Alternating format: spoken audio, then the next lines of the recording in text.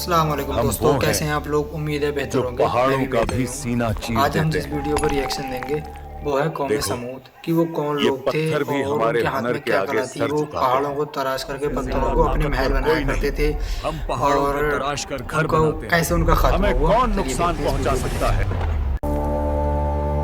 हम वो हैं जो पहाड़ों का भी सीना चीर देते हैं। देखो, ये पत्थर भी हमारे हुनर के आगे सर झुकाते हैं। हमसे ज्यादा ताकतवर कोई नहीं। हम पहाड़ों को तराश कर घर बनाते हैं। हमें कौन नुकसान पहुंचा सकता है।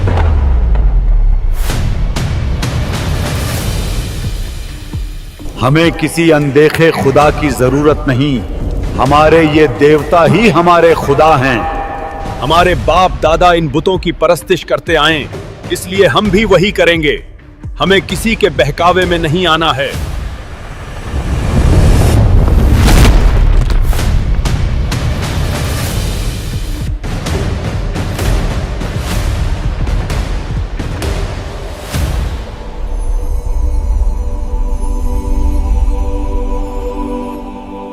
अल्लाह की इबादत करो, उसी ने तुम्हें मिट्टी से बनाया और तुम्हें तमाम नेमतों से नवाजा।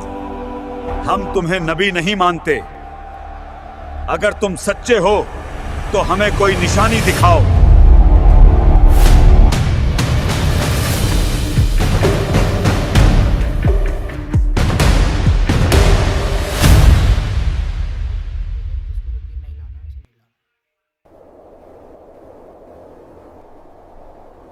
हजारों साल पहले अरब की सरजमीन पर एक ताकतवर और दौलतमंद कौम बसती थी और वो कौम थी कौम समूद। ये लोग ऊंचे ऊंचे पहाड़ों को तराश कर उनमें अपने महल बनाते थे। उनके जिस्म बहुत बड़े, कद लंबा और ताकत बेहिसाब थी। हर तरफ उनकी ताकत, कारीगरी और शान और शौकत के निशान बिखरे पड़े थे। लेकिन ताकत और दौलत के साथ उन्हें घमंड भी आ गया था। हम किसी से नहीं डरते। हमारे जैसी ताकत दुनिया में किसी के पास नहीं, और नहीं किसी के पास इतनी दौलत है। वक्त के साथ साथ उन्होंने अपने असली रब यानी कि अल्लाह रब्बुल इज्जत को भूलना शुरू कर दिया। उन्होंने अपने हाथों से पत्थर के बड़े बड़े बुत बनाए और उन्हें अपना रब कहने लगे। हमें किसी खुदा की जरूरत नहीं। हमारे ये देवता ही हमारे लिए काफी हैं। हमारे बाप दादा इन बुतों की परस्तिश करते आए, इसलिए हम भी वही करेंगे। हमें किसी के बहकावे में नहीं आना है। सारी जमीन पर उनकी आवाज गूंजती थी, लेकिन दिलों में अंधेरा फैल चुका था। झूठ बोलना, चोरी करना और एक दूसरे का कत्ल कर देना उनका रोज का काम था। औरतों के दिल में खुदा का डर दूर दूर तक नहीं था। वो खुलेआम बेहयाई करती थीं। उनकी कौम में जो आदमी ज्यादा ताकतवर होता था वो उसी पे मरती थीं। मुझे हानिस बहुत पसंद है क्योंकि वो बहुत ताकतवर है। और मुझे समहार बहुत पसंद है। तुम लोगों में से जो जीत जाएगा मैं उसी से शादी करूंगी। वो अपनी मौत को भूल चुके थे और कयामत के दिन को भी पूरी तरह से भुला चुके थे। ऐसे वक्त में अल्लाह ताला ने इन गुमराह लोगों को सीधी राह दिखाने के लिए हजरत स्वालिह अलैहिस्सलाम को उसी कौम में नबी बनाकर भेजा। वो उसी कौम के एक नेक और समझदार इंसान थे। लोग उन्हें पहले से जानते थे। उनके इल्म और अक्ल को सभी लोग मानते थे। स्वाले, आप बहुत नेक इंसान हैं। आप बहुत अक्लमंद हैं।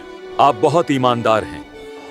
मगर जब उन्होंने तौहीद का पैगाम सुनाया तो वो ही लोग जो कल तक उन्हें इज्जत से देखते थे अब कहने लगे, ऐ स्वाले, हमें तो तुमसे बहुत उम्मीद थी। हम तुम्हें बहुत अक्लमंद समझते थे।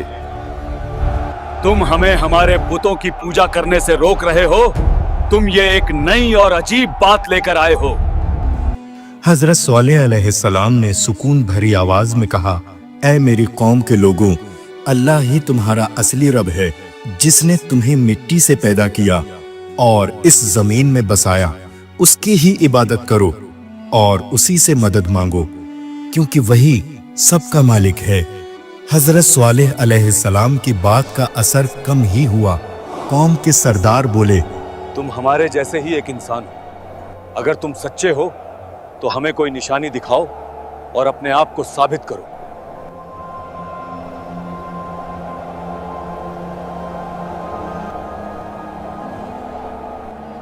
حضرت صالح علیہ السلام نے کہا، اے میری قوم کے لوگوں، اگر میں تمہاری مانگی ہوئی نشانی دکھا دوں کیا تم ایمان لاؤ گے اور اللہ کی راہ پکڑ لو گے؟ قوم کے سردار بولے، سچ میں نبی ہو تو اس پہاڑ کے اندر سے ایک اونٹنی نکال کر دکھاؤ داؤک، ایسی اونٹنی جو زندہ، صحت مند اور اللہ کی قدرت کی نشانی ہو۔ چاروں طرف سناٹا چھا گیا۔ حضرت صالح علیہ السلام نے دعا کے لیے ہاتھ اٹھائے۔ ان کی آنکھوں میں یقین کی چمک تھی۔ انہوں نے اللہ سے دعا کی اور سب کی نظروں کے سامنے وہ چٹان ہلنے لگی اور دھیرے دھیرے اس میں درار پڑی اور اللہ کی قدرت سے اس چٹان سے ایک زندہ اونٹنی باہر نکلی جو روشن، مضبوط اور خوبصورت تھی۔ لوگ حیران رہ جاتے ہیں۔ یہ معجزہ دیکھ کر قوم سمود کی آنکھیں پھیل گئیں۔ وہ ایک دوسرے کو دیکھنے لگے۔ کوئی کہتا، یہ تو جادو ہے، نہیں، یہ واقعی اللہ کی نشانی ہے۔ حضرت صالح علیہ السلام نے کہا، یہ اونٹنی تمہارے رب کی نشانی ہے، اسے تکلیف مت دینا، اسے اللہ کی زمین میں آزادی سے چرنے دینا اور اس کا پانی پینے کا دن الگ ہے جیسا کہ اللہ نے حکم دیا ہے۔ حالانکہ یہ معجزہ سب کی نظروں کے سامنے ہوا، لیکن کچھ لوگوں کے دل اب بھی سخت تھے۔ وہ ماننے کو تیار ہی نہیں تھے کہ یہ اونٹنی کسی انسان کے جادو سے نہیں، اللہ کی قدرت سے آئی تھی۔ حضرت صالح علیہ السلام نے اپنی قوم سے کہا، یہ اونٹنی تمہارے رب کی طرف سے ایک نشانی ہے۔ جب یہ پانی پیے گی اس دن کوئی اور جانور پانی نہیں پیے گا اور دوسرے دن باقی سب پیئیں گے، مگر اس دن اونٹنی پانی نہیں پیے گی۔ یہ حضرت نے بالکل صحیح فیصلہ کیا ہے۔ ہاں، میں بھی ان کی بات سے سہمت ہوں۔ قوم کے کچھ لوگ ایمان لے آئے، ان کے دلوں میں نور اتر آیا، مگر زیادہ تر لوگ اب بھی اپنی ضد پر اڑے رہے۔ ان کے دلوں میں تکبر اور جلن بڑھتی جا رہی تھی۔ نہیں، میں نہیں مانتا، سوائے جادو کے یہ اور کچھ نہیں ہے۔ حضرت صالح علیہ السلام بار بار سمجھاتے رہے، اے میری قوم، یہ اونٹنی اللہ کی امانت ہے، اس سے دشمنی مت رکھو، اس پر ہاتھ مت اٹھاؤ، ورنہ اللہ کا عذاب تم پر اتر آئے گا۔ ایک رات جب آسمان پر ستارے ٹمٹما رہے تھے اور ریگستان میں سناٹا تھا، کچھ لوگوں نے مل کر اونٹنی کو نقصان پہنچانے کی سازش کی۔ ایک آدمی نے اونٹنی پر تیر سے وار کیا۔ جب اونٹنی گھائل ہو کر زمین پر بیٹھ گئی تو دوسرے آدمی نے نیزے سے اونٹنی پر وار پہ وار کرنا شروع کر دیے، اور اس طرح ظالموں نے حضرت صالح علیہ السلام کی اونٹنی کو قتل کر دیا۔ اگلی صبح جب سورج نکلا، لوگوں نے دیکھا کہ وہ اونٹنی اب زندہ نہیں رہے۔ انہوں نے اللہ کی نشانی کو ختم کر دیا تھا۔ حضرت صالح علیہ السلام کو جب لوگوں نے ان کی اونٹنی کے بارے میں بتایا تو ان کے چہرے پر غم اور افسوس کے سائے چھا گئے۔ آپ علیہ السلام نے فرمایا، اے میری قوم، تم نے وہ کر دیا جسے اللہ نے تمہیں سختی سے منع کیا تھا۔ اب تم 3 دن اپنے گھروں میں رہو، اس سے پہلے کہ عذاب تم پر اتر آئے۔ دیکھتے ہیں صالح 3 دن بعد کیا ہوتا ہے، کون سا عذاب ہم پر آتا ہے۔ یہ 3 دن اس قوم کے آخری دن تھے۔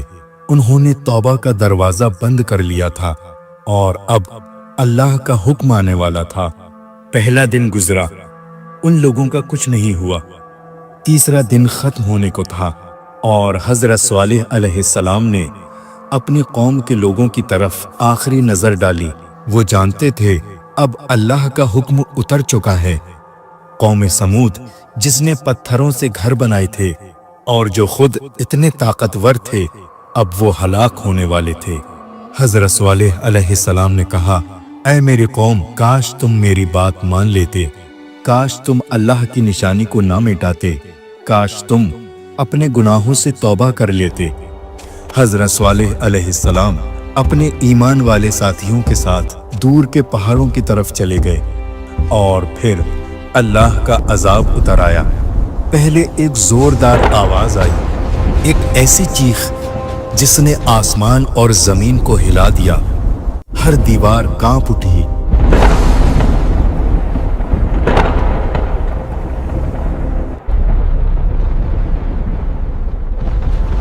उनके बड़े बड़े मजबूत पहाड़ों में बने हुए घर गिरने लगे।